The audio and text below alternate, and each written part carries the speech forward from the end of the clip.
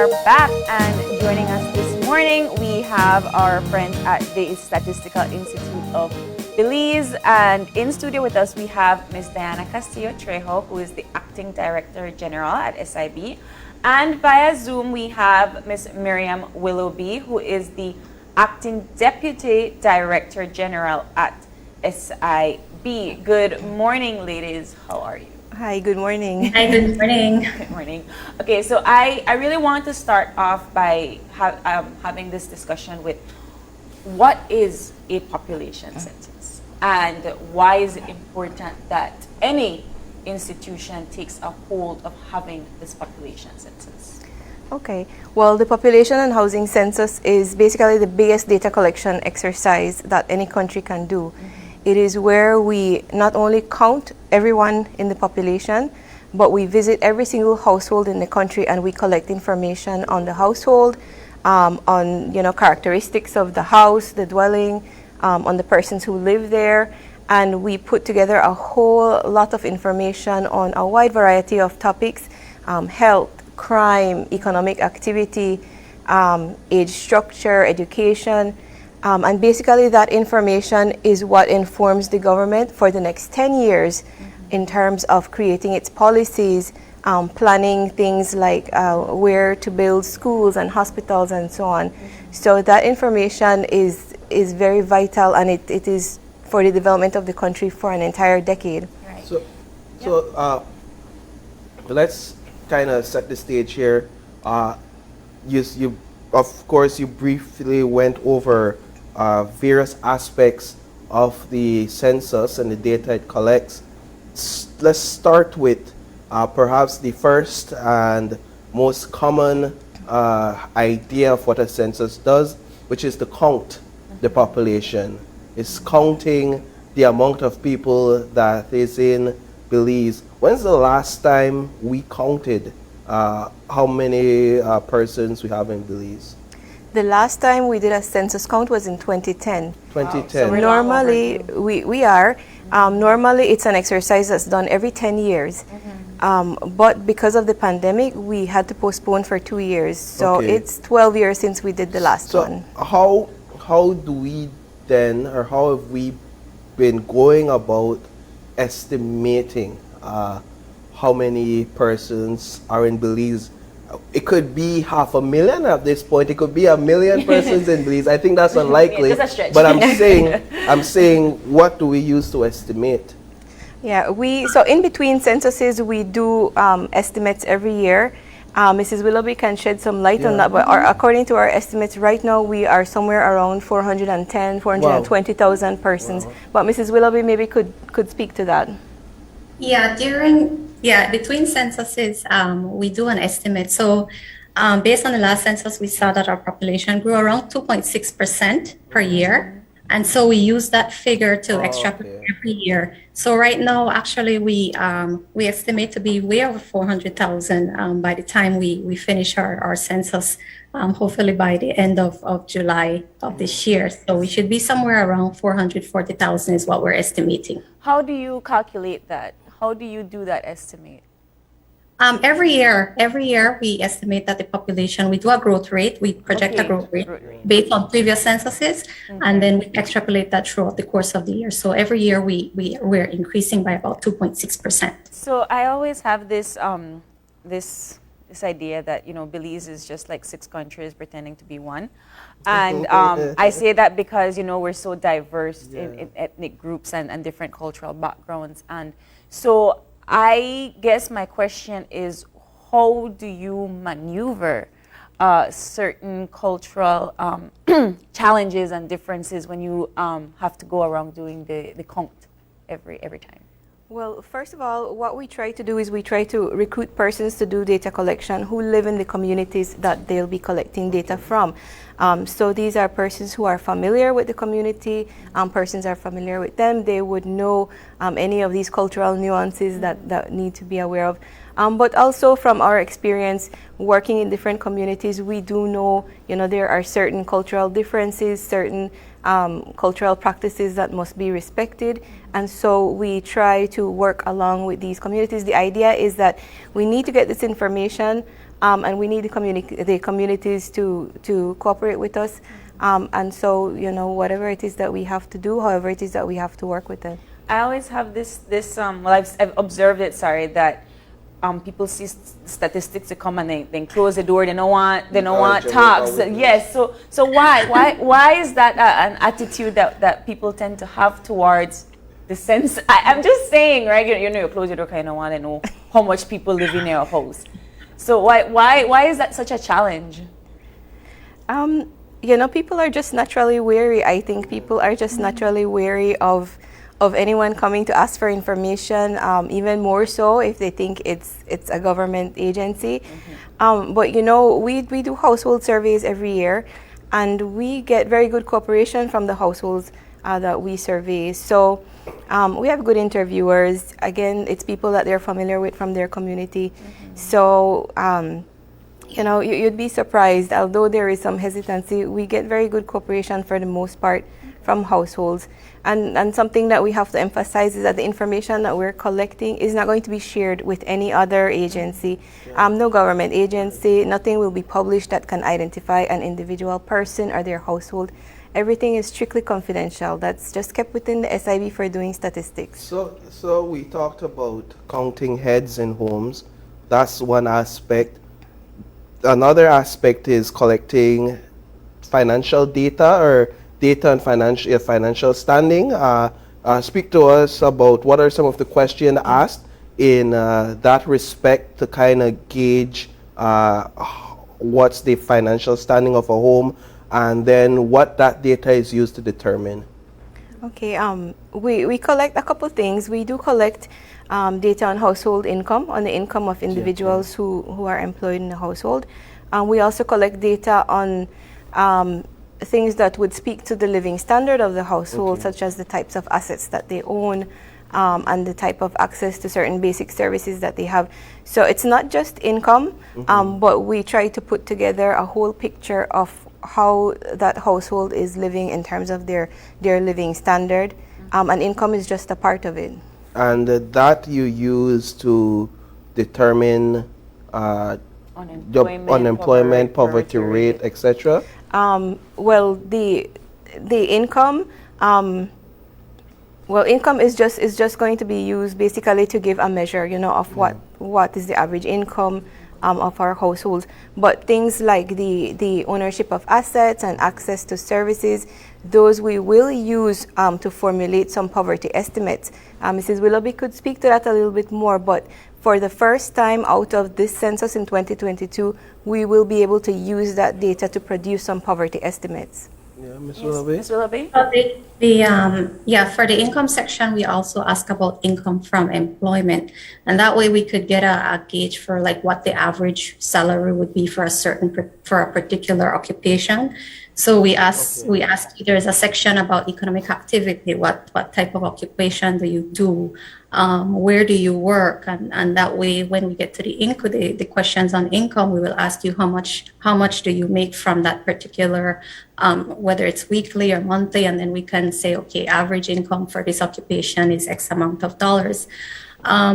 This year, for this census rather, the multidimensional poverty index is one that we want to get. So it actually includes several components from the census questionnaire. So when we ask you like about certain amenities that your household have, like your sanitation facilities, how do you access water, those type of questions feed into or provides the information that's needed to calculate the multidimensional poverty index. When we ask you about questions on education, that also school enrollment, are you currently enrolled in school, or what's the highest level of education that you have completed? So there are several things that is included in the multidimensional poverty index measure. We're also including questions on food security of a household. That was not included in the last population and housing census. So we're looking at whether your household the level of deprivation that your household have, whether you went to bed hungry at any time, whether you had to eat less food because you don't have enough money to buy food, whether you had to eat maybe foods that you did not really want to, but you had to because you did not have enough money to buy the food that you actually wanted to eat. So we really try to capture that aspect of it, and including that in the questionnaire, so that we could get a lot more information, useful information from the data that we collect in the census. Sort of information would tie into perhaps security and poverty rates and so forth in the country. Let me ask you this question: where does the information go after it's collected? And I know that when students are doing research about any kind of statistical information, they go to SIB or they log on to your website. But who also has access to that information, and where does it go whenever you're done? Okay, so when the data is collected, and we are collecting data just by tablets this time, all our tablets have internet connectivity. So when the data is collected, our interviewers will sync to our servers in the SIB, and immediately that data is uploaded. It's not on the tablet anymore, it's immediately uploaded to the server, and that is where the data is stored. It's on our servers, it's secure. There is no person or no agency outside of the SIB, and even within the SIB, only persons who are authorized to have access to the database will have access to it.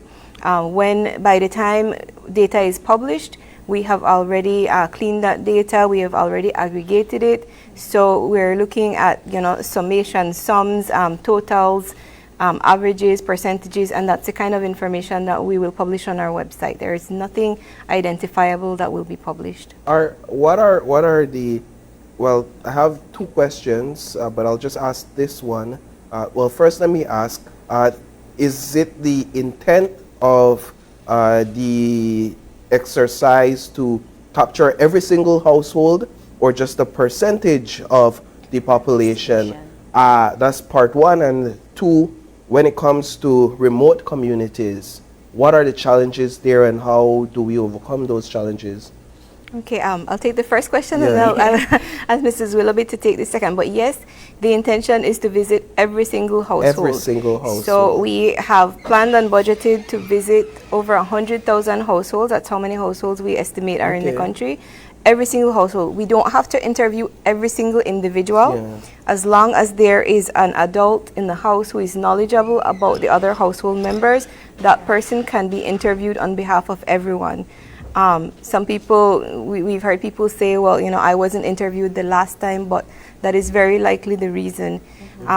So yes, we will visit every single household. That's the whole purpose of a census. And if somebody come out and say, my mom is not here, you come back? We do come back, okay. Yes. Yeah. And Ms. Willoughby, to the second question? Yeah. Yes, in terms of the remote communities, in preparation for the census, one of the first things that we do is to visit different communities that we would expect from our experience that we may have some challenges with.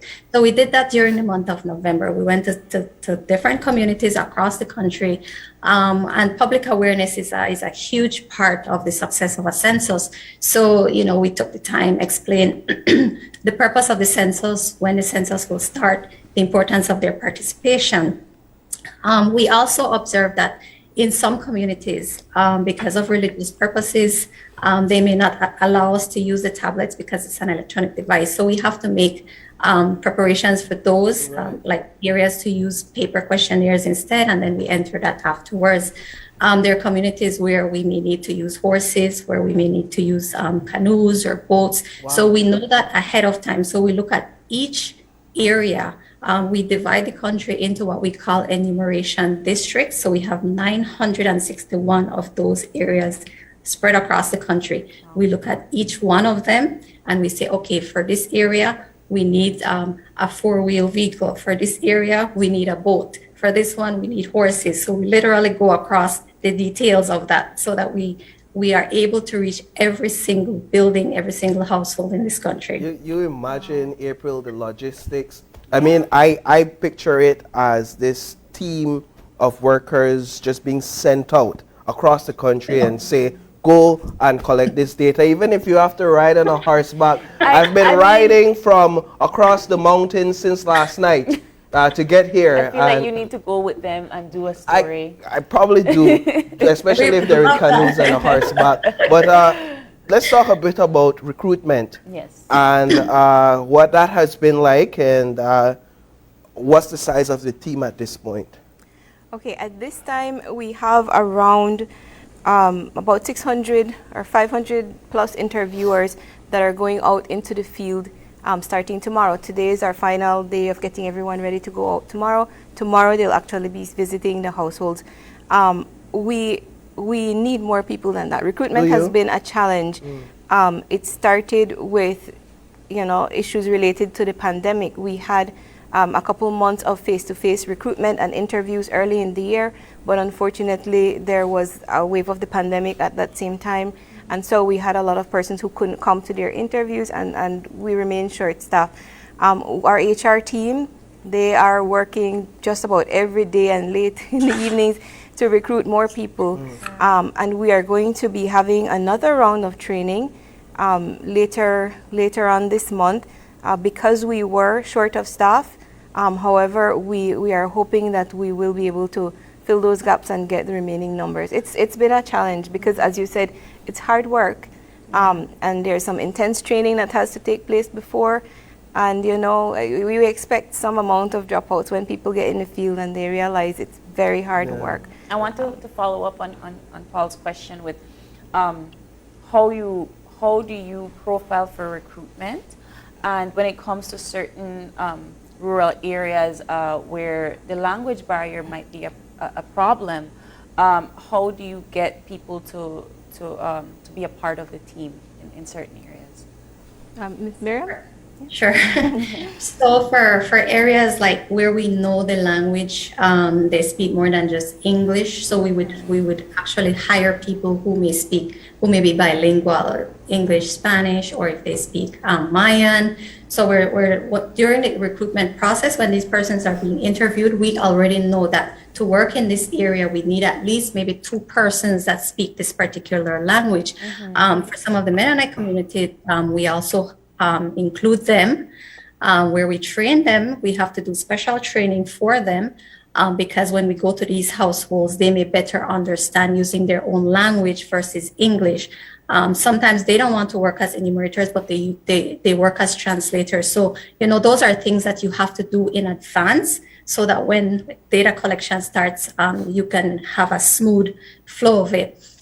With respect to recruitment, I do want to, and I see you have it on the screen, encourage people to still apply. We are still accepting applications at this time for interviewers.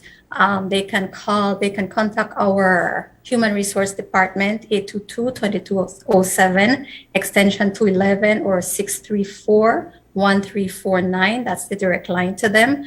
We do have, if you go on our website, we have our online application form available. But if you're not sure how to complete it or if you want to call them, then that's fine. But we're really encouraging people. We still need about 300 or so interviewers. Wow. Yes. So we want to strongly encourage people to apply. And ideally you want them to be available until late July.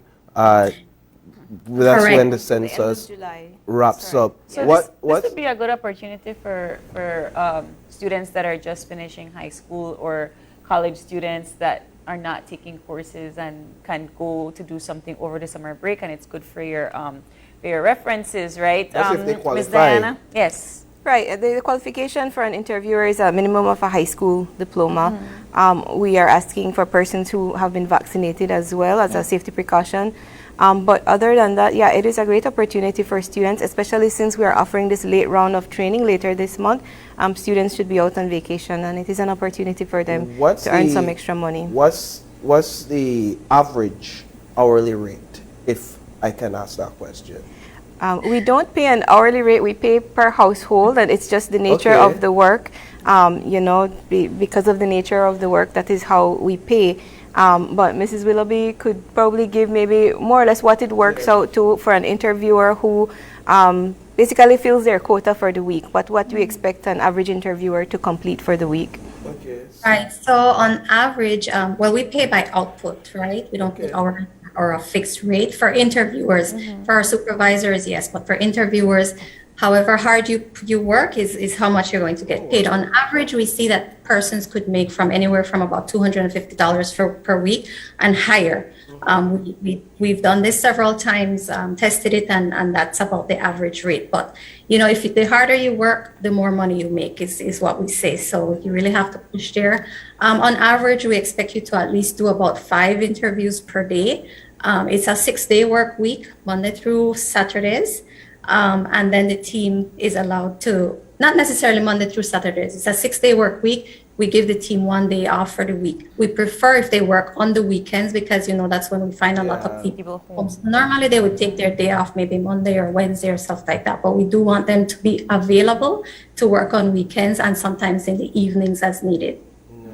So, that's great. Let's talk a bit as we wind down about the cost, the overall cost of this population census. The cost of the fieldwork alone is upwards of $5 million, just fieldwork. That is the cost of visiting every single household, collecting data on 400,000 plus persons. Mrs. Willoughby mentioned all the transportation costs. We have to move people around. We have to sometimes go in very remote areas. So all of that, the cost of data collection is around $5 million, a little bit more than that. We have been preparing for 6 years, so the cost is even more than that. We've been doing mapping, we've been doing advertising, we've been doing testing of our questionnaire and other work in the field. So really the cost is more than that over several years, but just the data collection cost is about that. So I want to get back into the overall collection of the data, and you said you all have it and it's in your servers and so forth. So whenever somebody goes and researches for like the demographics of Belize and they get it on the CIA.org website or something like that, how do you navigate with other international organizations to get that data out there? Okay, we supply data to certain international organizations. So the UN agencies normally have a set of data that they would collect every year, and we supply that to them, or some of them go directly to our website. Most of the international organizations will recognize that the Statistical Institute is the official source of statistics for the country, so that is where they would get it. Of course, we can't speak to where all these websites get their information. Sometimes we come across information and we try to figure out where exactly they source that from. But for the most part, the UN agencies and the other large international agencies would source their data from us directly. Yeah. Any last words, any final words for the viewers about the census? Yes, I just want to encourage all households to look out for us, to participate. The information that's shared with us is completely confidential, and this is for the development of our country. This is for developing everyone's own community. Our people are well trained. They're going to be out there to get this done, get it done well, and get it done quickly and safely. So when we come to your house, we just ask that you let us in and participate. Does the census kick off in all districts at the same time? All at the same time. Then that's tomorrow. Yes, so tomorrow, as of tomorrow, persons can expect to see our interviewers out in the field in their teams. You can recognize them from there. They will be wearing vests with our logo. They will have an ID card. In the rural areas, they'll be traveling in vehicles that have our SIB logo on them, so they'll be easy to identify. And as of tomorrow, you can expect to see them in just about every area of the country. All right. Ms. Willoughby, any final thoughts?